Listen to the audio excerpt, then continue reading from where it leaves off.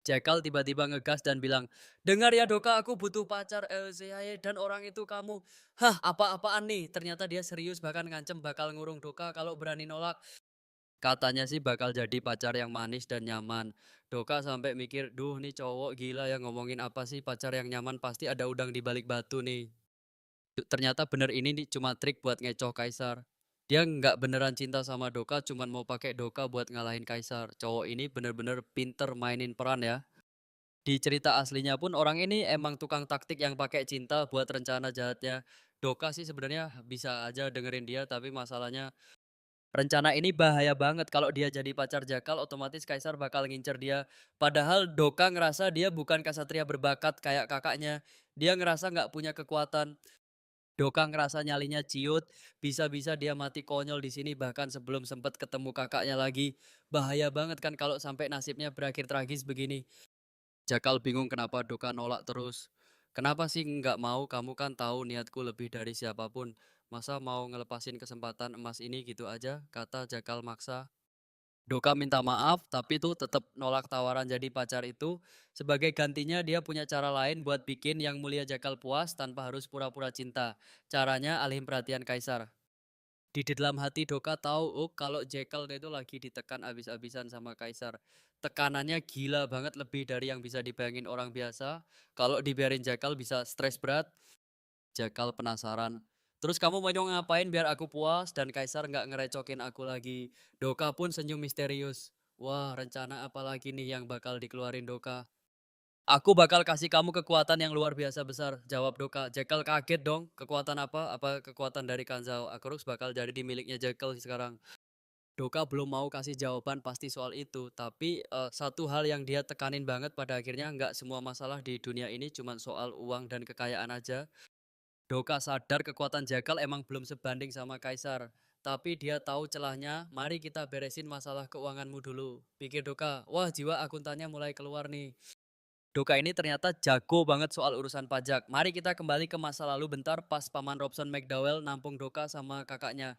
Paman ini kesatria hebat yang diakuin semua orang. Sebagai wakil hakim kasatria dia selalu ada di garis depan. Keren sih tapi ada masalah gede. Paman ini payah banget kalau urusan ngurus aset dan wilayah. Kacau balau deh pokoknya. Gara-gara itu bawahan yang korup langsung deh nilep uang. Rakyatnya jadi sengsara kelaparan dan jatuh miskin. Kasihan banget kan padahal itu semua gara-gara pengelolaan yang busuk. Waktu itu Doka masih awam soal wilayah. Paman sempat nanya, apa kita bunuh aja orang yang korupsi itu? Tapi Doka mikir jauh ke depan. Kalau main bunuh gitu aja masalah nggak selesai. Paman tolong deh pakai otak dan pikirin perasaan kakak-kakakku. Tegas Doka. Walaupun masih kecil mentalnya si Doka emang beda. Berkat pamannya juga dia belajar banyak soal fisik para ksatria. Ternyata cuman Doka yang bisa nyelamatin tanah itu, kondisinya lagi kacau parah karena kelaparan, mau bertani pun susah banget karena tanahnya lagi nggak mendukung buat waktu yang lama. Tapi anehnya wilayah tetangga malah pada kaya raya, akhirnya Doka mutusin buat ngebentuk keluarga Amur dan mulai ngumpulin orang-orang berbakat. Strategi yang benar-benar jenius. Dia nggak main-main, dia bahkan bawa kekuatan sihir dari keluarga Kamar. Dengan kerja keras, Doka berhasil ngumpulin talenta-talenta terbaik buat gabung ke kelompok khususnya dia sendiri.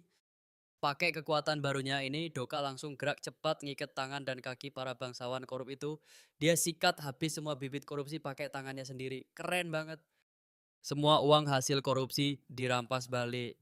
Sekarang kalian ditahan atas nama penagih pajak, bawa mereka semua, teriaknya. Dia nggak mau kelihatan kejam di depan kakaknya, makanya gerak diam-diam.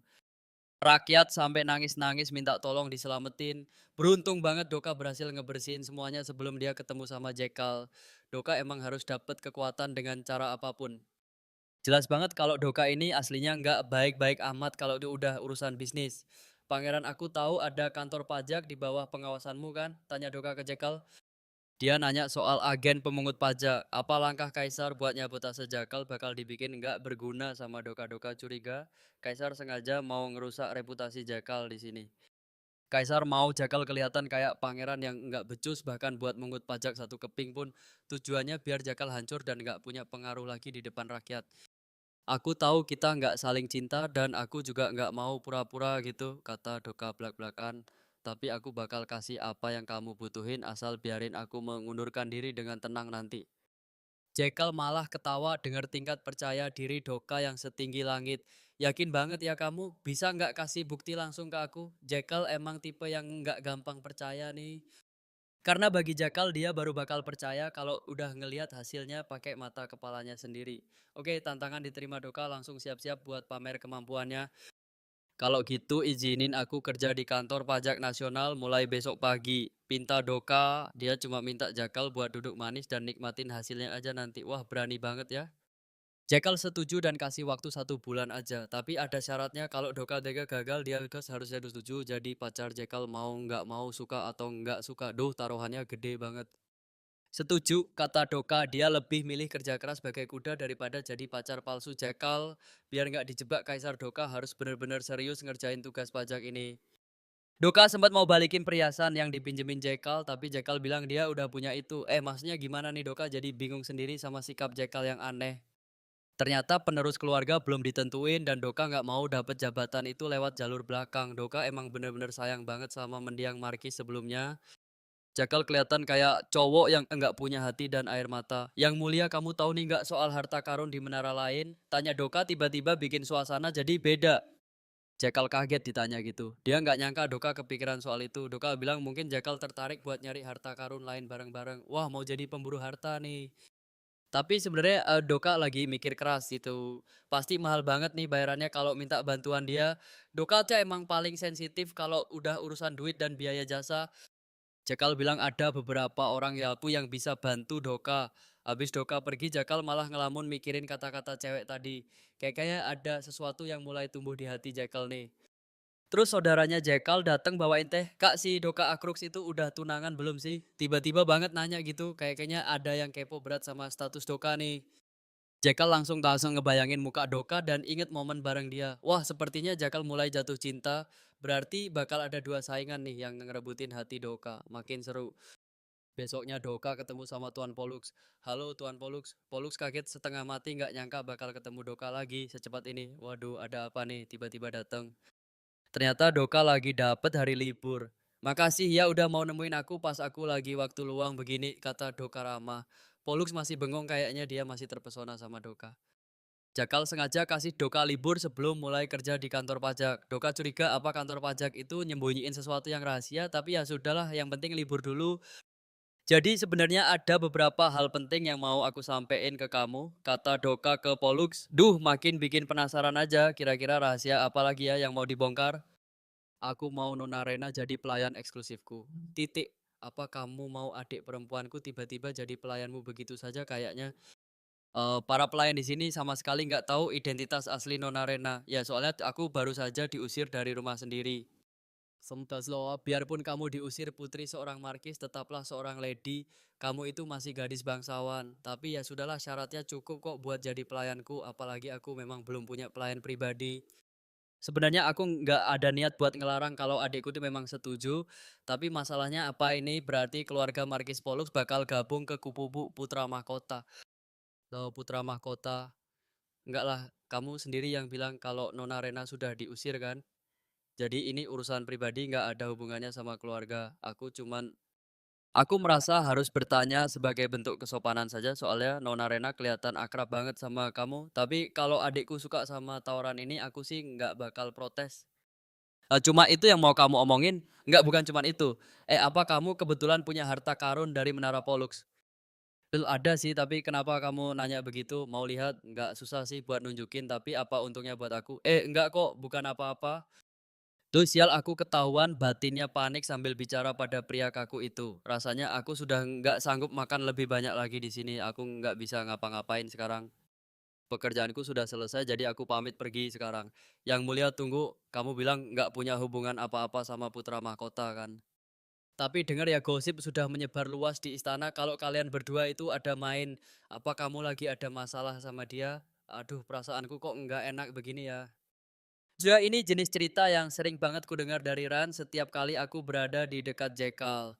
Dan sekarang sudah telat buat mundur, lebih baik aku kabur sebelum Kaisar benar-benar mencoba membunuhku. Pokoknya kabari aku kalau kamu butuh bantuan apapun. Kenapa? Ya karena kamu bakal jadi majikan adikku dan aku beneran nggak punya niat terselubung, cuma murni ingin bantu titik dan keesokan harinya Jadi ini kantor pajak gitu. Oh. Oke, sepertinya aku bakal mulai kerja dari sini. Selamat datang Yang Mulia, saya Kamarisa, Direktur Jenderal Direktorat Pajak Nasional. So, Den ini asisten direktur namanya Din. Saya dengar dari Putra Mahkota kalau Anda datang ke sini buat bantu-bantu, tapi Alah, beneran apa sih yang harus aku lakukan di sini? Kamu datang jauh-jauh begini, tapi maaf ya, kami sama sekali nggak butuh bantuanmu. Daces. Hah, sombong banget nih orang gede aja, batinnya kesal. Dia jadi teringat kata-kata Jekal kemarin, bakal susah lo Daces, tapi aku mendukungmu. Siku kantor pajak kami ini sudah sangat sempurna dalam segala hal. Nambah orang baru itu cuma bakal jadi beban bukan bantuan. Gadis muda manja kayak kamu juga nggak bakal bisa berbuat banyak di sini. Mending duduk manis aja sana minum teh. Oh, aku juga mau ngenalin kamu sama anak perempuanku.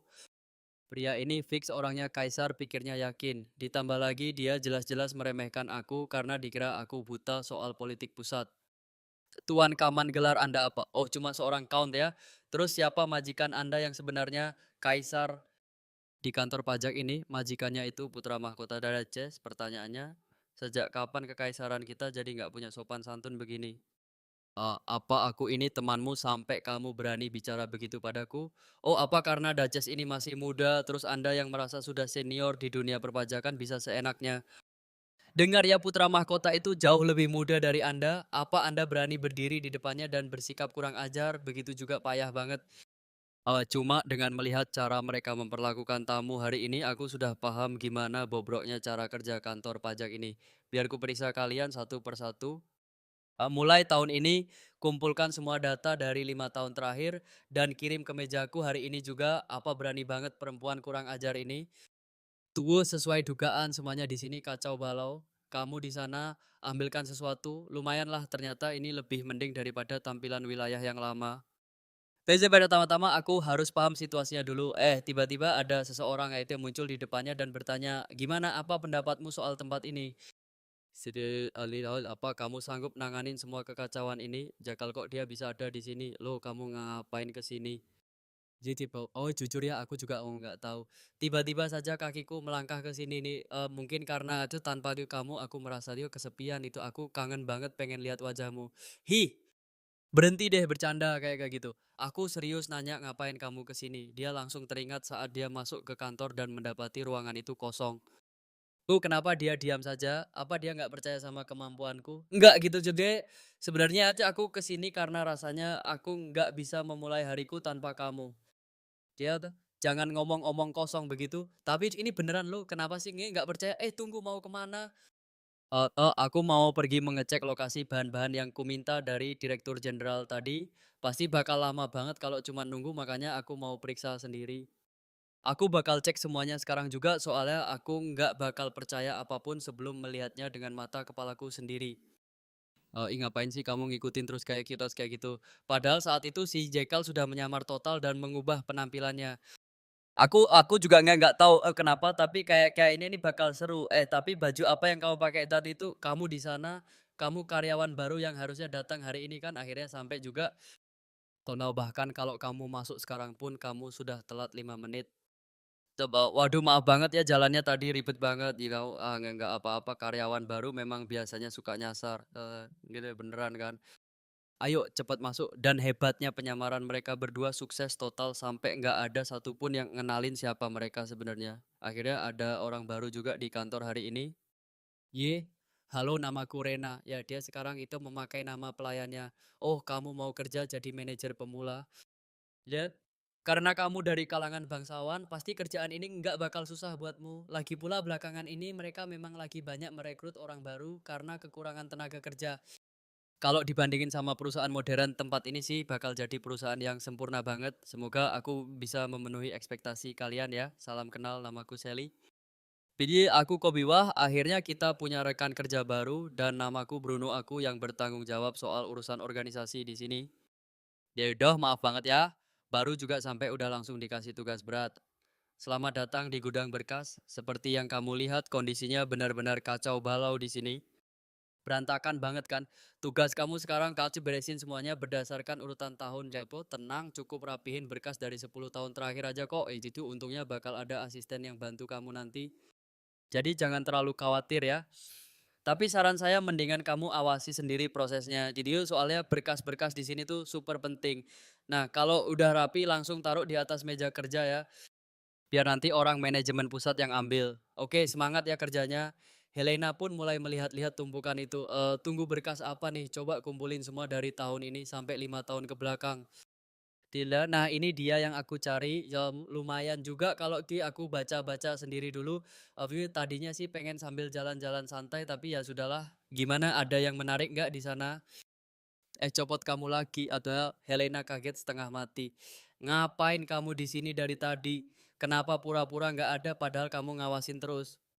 Selagian kenapa sih nggak pergi aja? Jawaban si cowok, "Ya soalnya menurutku tempat terpencil kayak gini pas banget buat kita kencan." "Ngaku deh kamu suka kan di tempat sempit begini?" Apa sih berhenti deh bercanda yang nggak lucu kayak gitu. Helena benar-benar dibuat emosi sama sikapnya yang sok asik ini.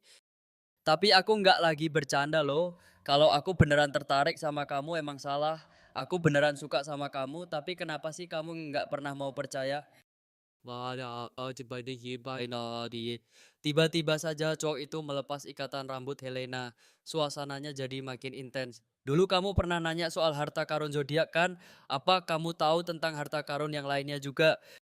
Helena bingung. Kenapa tiba-tiba bahas itu? Kenapa nanyanya sekarang? Apa sih yang sebenarnya mau kamu cari tahu? Rasanya nggak mungkin dia nggak tahu apa-apa. Pasti ada sesuatu di kepalanya. Cuma penasaran aja, apa kamu bakal nunggu di tempat harta karun yang lain? Jack kelihatan tertarik banget bahkan lebih dari biasanya. Helena mulai curiga, kenapa sih dia kayak terobsesi banget sama harta karun itu? Bapak mungkin pertanyaan biasa tadi malah bikin dia tersinggung. Dengar ya, meskipun kita belum lama kenal, tapi waktu itu nggak penting buatku. Yang penting itu, kamu itu sangat berharga buat aku. Ah, jadi aku harap kamu nggak bakal nyembunyiin apapun dari aku. Doh, tatapannya itu loh. Helena langsung merasa tertekan sekaligus deg-degan nggak karuan. Cowok itu pun membatin. Kira-kira kamu bakal berhasil nggak ya menangin taruhan itu? Helena kesel sendiri dalam hati. Taruhan kapan? Emangnya aku bilang ini taruhan dasar aneh. Jadi si cowok malah mikir yang enggak. Jujur aja aku malah pengen rencana kamu gagal gitu total. Kenapa biar kamu jadi milikku selamanya? Karena aku kayak nggak bakal pernah rela ngelepasin kamu ke tangan siapapun. Ya ampun ini orang beneran mau mancing emosi. Nggak bakal terjadi ya camkan itu. Udah ah lepasin, aku mau lanjut kerja. Tapi begitu Helena menyentuhnya, tiba-tiba sebuah penglihatan muncul di benak cowok itu. Di dalam visinya, dia melihat dirinya sendiri sedang mendekati Helena, lalu menciumnya dengan sangat mesra. Dari situ dia makin yakin mau gagal atau berhasil, Helena pasti bakal jatuh ke pelukannya juga. 1 minggu berlalu, Helena akhirnya selesai ngerapiin tumpukan berkas selama 5 tahun terakhir itu. Gila, aku nggak nyangka bisa nyelesain ini semua sendirian dalam seminggu, tapi di tengah tumpukan kertas itu dia menemukan sesuatu yang mengejutkan. Dia teringat kejadian beberapa hari yang lalu. Ini gila, masalahnya bukan di sini. Ternyata banyak banget keluhan dan laporan soal pajak yang nggak beres. Para bangsawan ini beneran keterlaluan mainnya. Semua asisten yang datang sebagai perwakilan bangsawan itu semuanya pembohong. Tapi kadang kebenarannya baru terungkap pas si bangsawan itu sendiri yang datang berkunjung. Paling enggak Helena sekarang tuh bisa tahu apa yang agak dipikirin Dinset sama direktur jenderal. Tapi masalahnya tiap kali ada bangsawan kelas atas datang si direktur malah sibuk menjilat dan cari muka. Ternyata keluarga kekaisaran yang berkuasa sekarang emang udah korup sampai ke akar-akarnya. Helena, kamu di dalam kamu nggak apa-apa kan? Helena udah deg-degan takut dikasih tugas tambahan lagi. Tolong ya bantu saya kali ini aja. Sekarang lagi musim sibuk dan kita beneran kekurangan orang. Hah, maksudnya apa nih? Tolong anterin berkas ini ke kediaman kawan Kabani. Mereka bayar pajaknya kurang banyak nih. Tolong kamu urus ya sampai beres. Waduh, tugas berat lagi. Begitu sampai di depan gerbang megah kawan Kabani, Helena langsung mikir keras. Gimana caranya urusan ini bisa kelar ya Galende? Kawan Kabani itu bangsawan tinggi dari wilayah barat laut yang sangat berpengaruh. Nggak ada pajak yang perlu dibayar lagi. Kamu pasti salah hitung. Garis miring. Kamu tahu nih nggak betapa susahnya kami gara-gara gagal panen kemarin? Garis miring alasan klasik. Helena membatin. Gagal panen apanya? Bukannya wilayah Guani justru selamat dari banjir besar? Gus, harusnya hasil panen mereka justru melimpah ruah tahun ini. Si Count langsung kaget. Loh kok anak ini bisa tahu? Dia wilayah barat laut itu kan terpencil dan tertutup pegunungan yang terjal. Harusnya berita dari sana sampainya lama banget. Dia mulai curiga gimana Helena bisa tahu sedetail itu. Dengar ya Pangeran Mahkota aja udah tahu semuanya loh. Tapi si Count tetap keras kepala dan malah ngusir Helena. Udah, pokoknya sih nggak ada pajak lagi. Sekarang jadi mending jadi kalian pergi dari sini. Helena nggak mau menyerah gitu aja. Dia tahu kalau cuma modal tangan kosong dia nggak bakal dapat apa-apa. Kalau yuk aku biarin gitu aja, berarti aku sama aja kayak mereka yang korup. Helena sering banget lihat kejadian kayak gini Jo. Tapi dia harus cari rencana lain buat dapat bukti kuat. Gimana ya caranya biar dia mau bayar pajak? Kalau saja dia punya akses buat ambil buku kas utamanya secara diam-diam. Mungkin dia bisa menekan si Count dengan identitas resminya. Tapi masalahnya Helena kan masih pegawai magang alias orang baru di kantor pajak. Dia nggak punya kuasa apa-apa buat maksa bangsawan kayak gitu. Jack yang dari tadi ngikutin cuma bisa senyum-senyum sendiri. Kelihatan banget ya dia berani juga ternyata. Kayaknya sekarang giliran aku buat bantuin dia. Gimana kalau kita curi aja buku kasnya berdua kamu dan aku? Ingat kamu punya pedang terkuat yang siap jadi pelayanmu kapan aja. Helena kaget lagi. Ya ampun kamu muncul lagi. Sudah oke jadi rencananya gimana? Tiba-tiba Helena ditarik masuk ke dalam. Diam deh, seru tahu kalau kayak aku begini. Duh cowok ini beneran nggak bisa lihat celah dikit langsung deket-deket. Sekarang kita rencana mereka dia adalah kan nyuri buku kas itu buat ngancem si Count. Ya kalau dia nggak mau bayar rahasia gelapnya bakal dibongkar ke publik. Oke kayaknya dia udah lewat. Oh udah lepasin aku Akrox. Tenang aja rencana ini pasti berhasil kalau emang diperlukan. Apa kamu perlu aku berubah jadi senjata? Tunggu kamu mau jatuh lagi ya kamu emang nggak ada bakat pakai senjata deh. Si cowok terus-terusan ngeledek sambil tetap siaga. Tapi emang worth it ya kamu sampai repot-repot begini. Kamu beneran mau nyuri buku itu? Helena balik nanya, ya iyalah kenapa kamu takut? Apa kita harus balik lewat jalan tadi? Nggak usah, siapa bilang kita bakal balik dengan tangan kosong. Petualangan mereka baru aja dimulai. Bakal jatuh lagi kan, Duh dibilang juga apa?